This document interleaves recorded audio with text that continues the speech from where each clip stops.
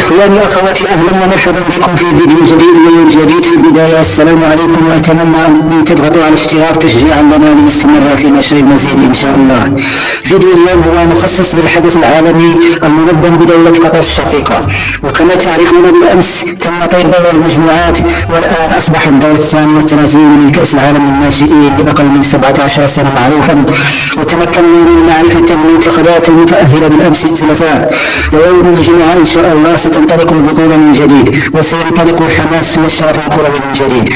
ونحن ما يهمنا والحمد لله تمكنت 3 منتخبات عربية من الصعود وفرة الكبار، بينما غادرتنا للأسف 3 منتخبات والإمارات والسعودية. أما المتأهلين وهي مصر وتونس والمغرب، فستواجه المنتخبات الآتية. والبرنامج الكامل هو كالآتي. والبرنامج الآتي في السنة الثلاثين، وإن شاء الله المنتخبات العربية الثلاث إن شاء الله تحقق المطلوب وتفرح شعوبها إن شاء الله. وأنتم مشاهدينا الكرام اتركوا تعليقا عن المنتخبات العربية وأيهما أفضل حظا للمرور إلى الدور 16. المهم كما قلنا الدور 36 يتكون من 32 منتخبا ويعني 16 مباراة. وهنا لدينا مباراتين من أوروبا، هما البرتغال وبلجيكا، ولدينا ايطاليا والتشيك. اما في افريقيا فلدينا 3 مباريات، يعني مباريات حوار افريقي خامس، وهي زامبيا ومالي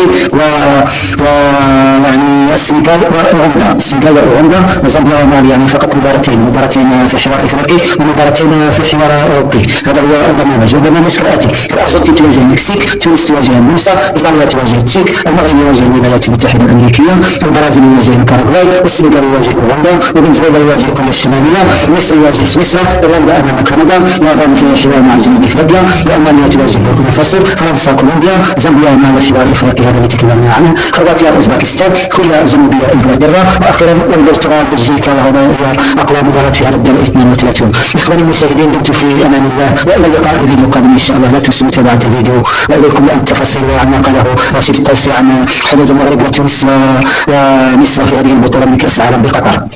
المنتخبات العربية الأخرى مقارنة بتونس ومصر أرحب. لماذا؟ لهذه الاعتبارات.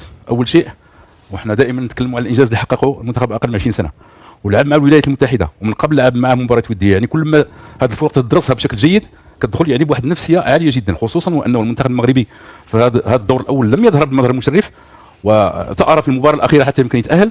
ولكن هذا الشيء غيعطيه واحد دافع نفسي وحافز نفسي كبير جدا حتى ممكن يثبت نفسه ويحدو ما حداه اقل من 20 سنه. واظن بانه المنتخب المغربي له كل من الامكانيات، العناصر ديالو، واكيد حتى المدرب نبيل باها يعني صحح ما يمكن تصحيحه، ولاحظناه في المباراه الاخيره، علما بان ما كانش هناك توازن من بعد خروج بعض اللاعبين. ولو ان الحقيقه مباراه كاليدونيا ليست مقياس. ولكن انت تعرف اخي هيكل، دائما في هذه البطولات الدور الثاني دائما تمشي يعني اجواء اخرى خصوصا بخروج المغلوب بدون اشواط اضافيه.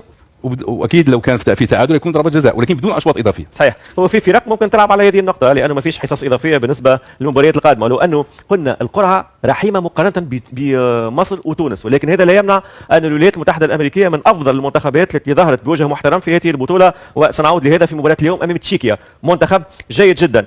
نتحدث ايضا عن المنتخب المصري مع كابتن محمد. منتخب مصر يلعب مع سويسرا افضل المنتخبات في هذه البطوله، اظهر وجه محترم جدا.